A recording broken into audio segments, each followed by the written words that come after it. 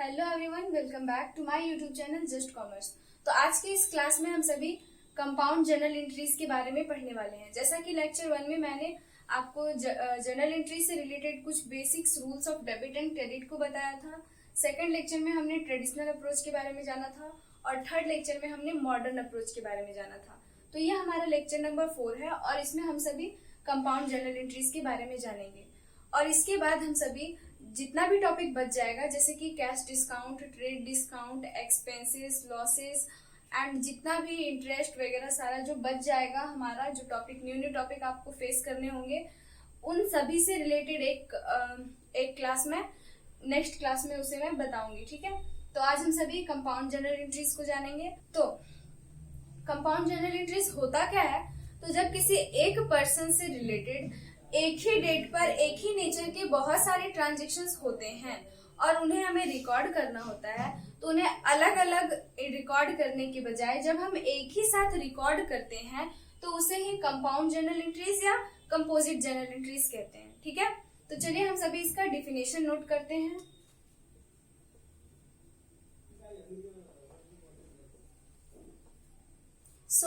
Definition हमारा तैयार हो गया है। तो हमने लिखा है समटाइम्स टू और more transactions of the same nature take place on the same date. यानी कि कभी कभी ऐसा होता है कि कोई भी ऐसा ट्रांजेक्शन हो रहा है जिसका नेचर सेम है और वो एक ही डेट पे हो रहा है। ठीक है, बहुत सारे ट्रांजेक्शन हमारे एक ही डेट पे हो रहे हैं और सारे ट्रांजेक्शन का नेचर जो है वो सेम है। तो ऐसा जब हो तो in such cases instead of passing separate entries, तो ऐसा अगर हो तो अलग अलग सेपरेट एंट्रीज पास करने से बेहतर है कि उन सभी को हम एक साथ रिकॉर्ड कर दें। अगर हम अलग अलग उन सभी एंट्रीज का नेचर भी सेम है, डेट भी सेम है और वो एक ही पर्सन से रिलेटेड भी है और उन्हें अगर हम अलग अलग नोट करते हैं तो ऐसा में हमारा बहुत अधिक टाइम वेस्ट हो जाता है। तो इससे बेटर है कि हम सभी उसे कंबाइन कर दे और कंपाउंड जर्नल एंट्रीज कर दे। ठीक है, तो इसी टाइप के ट्रांजेक्शन्स को हम such type of entry is known as composite और कंपाउंड जर्नल एंट्रीज। तो इसी टाइप के एंट्रीज को हम कंपाउंड या कंपोजिट जर्नल एंट्रीज कहते हैं।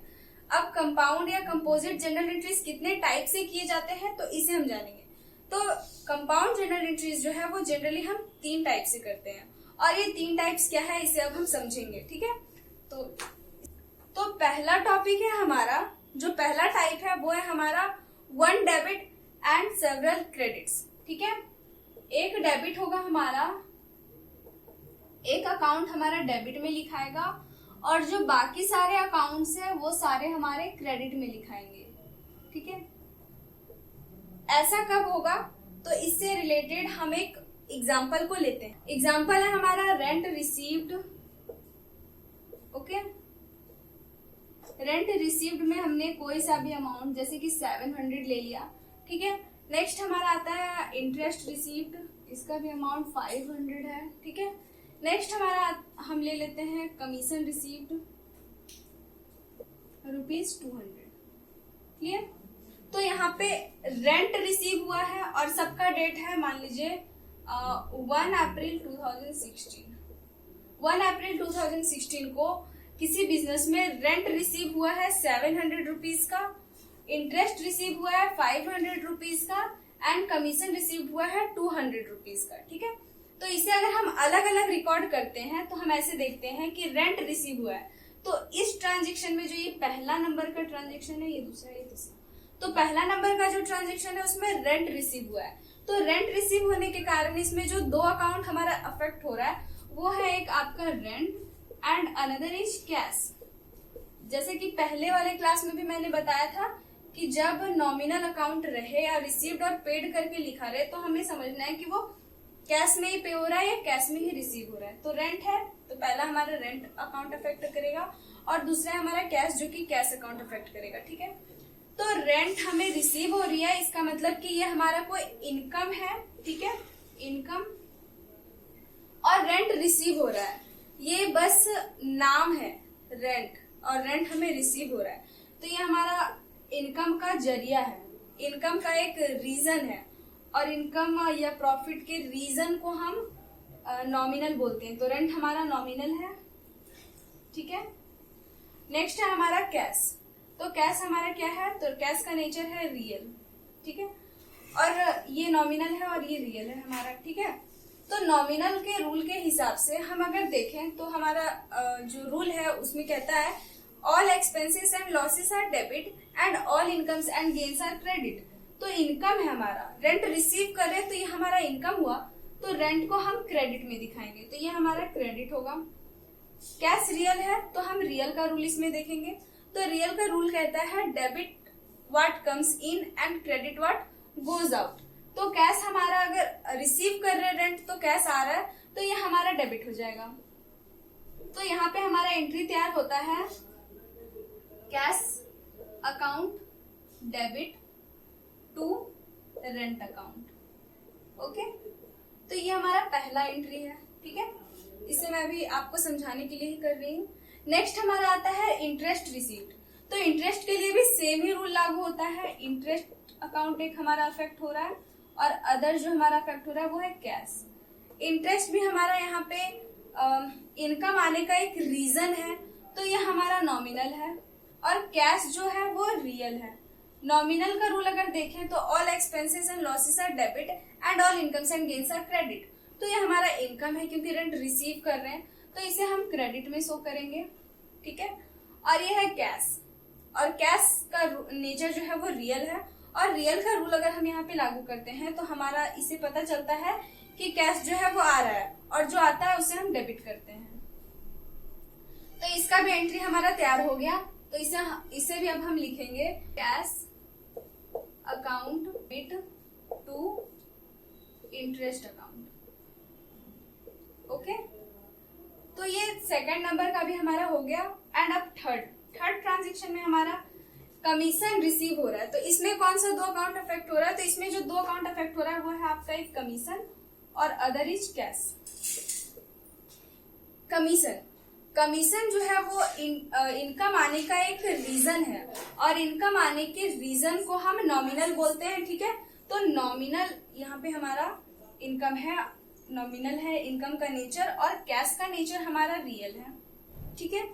तो नॉमिनल का रूल के हिसाब से तो ये हमारा इनकम है और इनकम को हम क्रेडिट में शो करते हैं तो इसे हम क्रेडिट कर देंगे। और तो यहाँ पे कैश हमारा रियल है और रियल का रूल कहता है कि जो आता है उसे डेबिट करना है। तो कैश हमारा यहाँ पे आ रहा है, इनकम रिसीव हो रहा है तो इसे हम डेबिट कर देंगे, ठीक है। तो यहाँ पे हमारा जो थर्ड नंबर का एंट्री तैयार होता है वो है cash account debit to commission. तो ये हमारा एंट्री तैयार हुआ है, इसे अब हम इरेज कर देते। तो देखिए यहाँ पे जब एंट्री हमें करना पड़ा तो cash account debit to rent account, cash account debit to interest account, cash account debit to commission account. यहाँ पे एक ही डेट में ये सारे काम हुए हैं और रेंट, इंटरेस्ट और कमीशन तीनों का नेचर भी सेम है, तीनों हमारे नॉमिनल अकाउंट के हैं। तो यहाँ पे जो इतना हमें करना पड़ा, बार बार cash account debit to rent, cash account debit, cash account debit, इन तीनों में कैश जो है हमारा डेबिट है। तो ये जो बार बार हमें डेबिट रिकॉर्ड करना पड़ा तो हम इसे ऐसे भी तो रिकॉर्ड कर सकते हैं, एक कैश अकाउंट को डेबिट कर दिए, ठीक है, और टू रेंट अकाउंट है तो रेंट अकाउंट टू। नेक्स्ट हमारा इंटरेस्ट अकाउंट, तो हम यहाँ इंटरेस्ट अकाउंट लिखेंगे। नेक्स्ट है हमारा कमीशन टू कमीशन, ठीक है। ऐसा करने में हमें बहुत अधिक टाइम लगा और बहुत अधिक टाइम लगा ऐसा लिखने में, लेकिन इन सभी को हमने एक साथ लिख दिया तो ये हमारा ट्रांजेक्शन, तीनों ट्रांजेक्शन एक ही साथ एक ही एंट्री में हमने कर दिया। एक डेबिट हुआ है और बाकी सारे अकाउंट्स हमारे क्रेडिट हुए हैं, ठीक है। तो इसी टाइप के एंट्री को कंपाउंड एंट्री कहा जाता है। इन सभी का हम रेंट हमारा कितना रिसीव हुआ है 700, तो इसे हम क्रेडिट अमाउंट कॉलम में 700 लिख देंगे। इंटरेस्ट रिसीव हुआ है 500, तो क्रेडिट अमाउंट कॉलम में इंटरेस्ट के सामने 500 लिख देंगे। एंड देन है हमारा कमीशन, तो कमीशन हमें 200 रिसीव हुआ है तो कमीशन रिसीव करने के, कमीशन के मतलब क्रेडिट के कॉलम में कमीशन के सामने हम 200 लिख देंगे। अब हमारा टोटल कैश कितना आया है हमारे पास पास, तो 700 एंड 700 1400, तो हमें 1400 जो है वो कैश रिसीव हुआ है। तो डेबिट में हम 1400 कैश का जहां हम दिखाएं उसके सामने वाले कॉलम में नोट कर देंगे। तो ये हमारा तैयार हो गया। बस इसे ही हम कंपाउंड जर्नल एंट्रीज कहते हैं। तो एक ये था one debit and others credit. अब हम अलग जो तरीका पहला था one debit and others credit, और अब हम सभी दूसरा जानेंगे। तो दूसरा तरीका है हमारा one credit and others are debit. ठीक है, तो उसे हम कैसे समझेंगे, अभी हम इसे समझते हैं। At first we have to clean it. हाँ, तो टाइप 2 है हमारा one credit and several debit. One debit and several credit type में हमने जो एग्जाम्पल को लिया था उसी एग्जाम्पल को हम यहाँ पे भी लेते हैं। ठीक है, तो एग्जाम्पल है हमारा रेंट पेड। ठीक है, रेंट को पेड किए हैं जो 700 रुपीज था। इंटरेस्ट पेड, ये 1 है, ये 2 है, और ये सारे ट्रांजेक्शन हमारे 1 अप्रैल 2016 को हुए हैं। ठीक है, नेक्स्ट है हमारा इंटरेस्ट पेड, तो इंटरेस्ट पेड 500। थर्ड है हमारा, नेक्स्ट है हमारा कमीशन पेड। जैसा कि पिछले एग्जाम्पल में हमने जाना था कि रेंट रिसीव हो रहा था, इंटरेस्ट रिसीव हो रहा था और कमीशन भी रिसीव हो रहा था। तो यहाँ पे हम rent paid 700, interest paid 500, commission paid 200 ले लिए। ठीक है, तो इसका अगर हम एंट्री करेंगे तो हमारा एंट्री क्या होगा, तो इसका अगर हम अलग अलग एंट्री करें तो हमारा हो जाता है कि रेंट को पेड किए। ठीक है, रेंट पेड किए, तो यहाँ पे इस एंट्री में जो नंबर 1 एंट्री हमारा, इसमें कौन सा 2 अकाउंट अफेक्ट हो रहा है, तो इसमें हमारा जो 2 अकाउंट अफेक्ट हो रहा है वो हमारा rent and another is cash. ठीक है, तो रेंट हमारा यहाँ पे एक्सपेंस है और ये एक्सपेंस का एक नेचर है, बस नेम है एक्सपेंस का, तो ये हमारा नॉमिनल है। और कैश, तो कैश हमारे यहाँ पे रियल है। तो नॉमिनल का अगर हम रूल देखें तो होता है all expenses and losses are debit and all incomes and gains are credit. तो यहाँ पे क्योंकि रेंट हमारा एक्सपेंस है तो इसे हम डेबिट करेंगे, और कैश हमारे पास से जा रहा है, और रियल का नेचर होता है कि जो जाता है, क्रेडिट व्हाट गोज आउट, जो जाता है उसे हम क्रेडिट करते हैं, तो कैश को हम क्रेडिट करेंगे। तो ये हमारा पहला डेट का जो था वो क्लियर हो गया। नेक्स्ट है हमारा इंटरेस्ट, तो इसमें जो 2 अकाउंट इफेक्ट पड़ रहा है, जो 2 अकाउंट पे, वो हमारा 2 अकाउंट है। एक तो है हमारा interest and another is cash. ठीक है, इंटरेस्ट एंड कैश। इंटरेस्ट भी हमारा एक्सपेंस का नेचर का है, नॉमिनल है ये क्योंकि पेड कर रहे हैं, और यहाँ पे कैश है तो कैश हमारा रियल नेचर का है। तो नॉमिनल के रूल के हिसाब से जितने भी एक्सपेंस होते हैं उन्हें हम डेबिट में दिखाते हैं, तो इंटरेस्ट को हम डेबिट में दिखाएंगे। कैश, तो कैश हमारा रियल होता है और रियल का नेचर कहता है कि जो जाता है उन्हें हम क्रेडिट करते हैं, तो कैश को हम यहाँ पे क्रेडिट कर देंगे। नेक्स्ट हमारा आता है कमीशन, तो यहाँ पे जो 2 अकाउंट इफेक्ट पड़ रहा है वो है हमारा एक commission and another is cash. Okay, तो यहाँ पे कमीशन जो है वो हमारा एक्सपेंस है, एक्सपेंस पेड कर रहे हैं, एक्सपेंस का ये नेम है ओनली, तो ये हमारा नॉमिनल है। ठीक है, और चूंकि ये एक्सपेंस है तो नॉमिनल में एक्सपेंस को हम डेबिट में शो करते हैं। नॉमिनल का रूल है कि एक्सपेंस को हम डेबिट में शो करते हैं, तो इसे भी हम डेबिट में शो करेंगे। और जो कैश है वो हमारे बिजनेस से जा रहा है, तो जो चीज हमारे पास से जाता है उसे हम क्रेडिट में शो करते हैं रियल के रूल के हिसाब से, तो ये हमारा क्रेडिट हो जाएगा। तो हमारा यहाँ पे एंट्री जो है वो क्या बना, तो बना rent account debit to cash account, interest account debit to cash account, commission account debit to cash account. अगर हम इसका अलग अलग जर्नल एंट्री करें तो हम इसे ऐसे नोट करेंगे, rent account debit to cash account. ठीक है, ये हमारा पहला एंट्री था। दूसरा है हमारा इंटरेस्ट। ओके, तो यहाँ पे इंटरेस्ट को हम पेड किए, तो इंटरेस्ट अकाउंट हमारा डेबिट में हो जाएगा to cash account. Okay, and another is commission. तो अब हम कमीशन का एंट्री कैसे करेंगे, तो कमीशन को हम कर देंगे डेबिट टू, हमारा हो जाएगा कैश अकाउंट। तो इतना करने में हमें बहुत अधिक टाइम लग सकता है।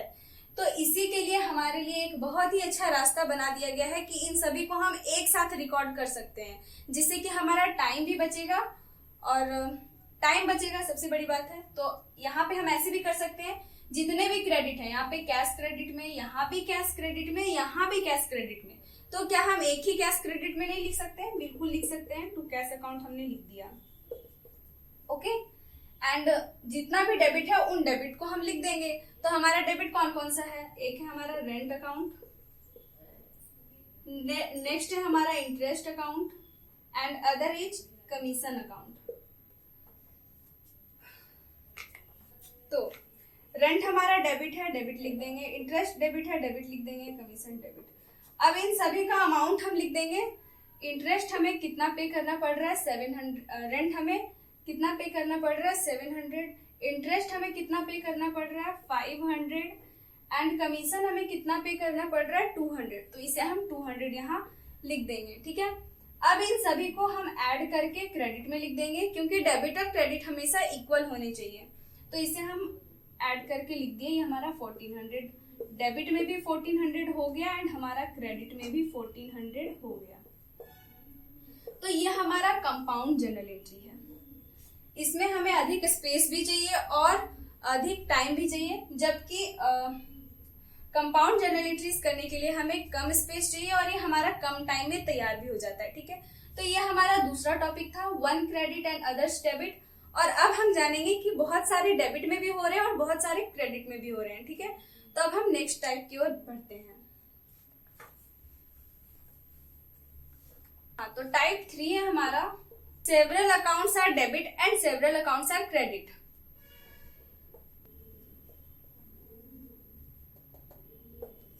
ठीक है, तो इसका हम एक एग्जांपल लेते हैं। तो हमारा एग्जाम्पल है वो, मैं बुक का ही एग्जाम्पल मैंने लिया है इसमें। तो हमारा एग्जाम्पल है ऑन 1 अप्रैल 2016। तो ये हमारा क्वेश्चन है और क्वेश्चन में हमारा लिखा है on 1 April 2016 the following balances brought forward from the last year ledger. यानी कि जो पिछले साल का लेजर था हमारा, उनमें से, यानी पिछले साल जो हमारा लेजर में कुछ अकाउंट्स थे, उन सभी को ही इस ईयर में ट्रांसफर किया गया है। यानी ये सब हमारे इस ईयर के ओपनिंग बैलेंसेस हैं, ओके। तो हमारे यहाँ पे कैश दिया है 3000, बिल्डिंग दिया है 30,000, फर्नीचर है आपका 5000, stock 7,000, debtors 5000, creditors 5000 and capital 45,000। तो इसका एंट्री अब हम कैसे करेंगे? तो इसका एंट्री करना बहुत ही आसान है। जैसे कि हम मॉडर्न अप्रोच से इसे समझना बहुत ही ज्यादा इजी है, तो हम मॉडर्न अप्रोच से इसे समझते हैं। कैश, तो कैश हमारा क्या है? कैश एसेट्स है। एसेट्स हमारा डेबिट बैलेंस होता है, तो कैश को हम डेबिट में शो कर देंगे। कैश अकाउंट हमारा डेबिट हो जाएगा, ठीक है। देन बिल्डिंग, बिल्डिंग भी एसेट्स है और एसेट्स हमारा डेबिट बैलेंस है, तो बिल्डिंग को भी हम डेबिट में शो कर देते हैं। ये हमारा 3000 का था एंड बिल्डिंग। नेक्स्ट है हमारा फर्नीचर। तो फर्नीचर भी हमारा एसेट्स है और एसेट्स डेबिट बैलेंस है, तो फर्नीचर को भी हम डेबिट में ही शो करेंगे। स्टॉक भी हमारा एसेट्स है, इसे भी हम डेबिट में दिखाएंगे और इसका भी वैल्यू 7000 है, तो हम 7000 लिख देंगे।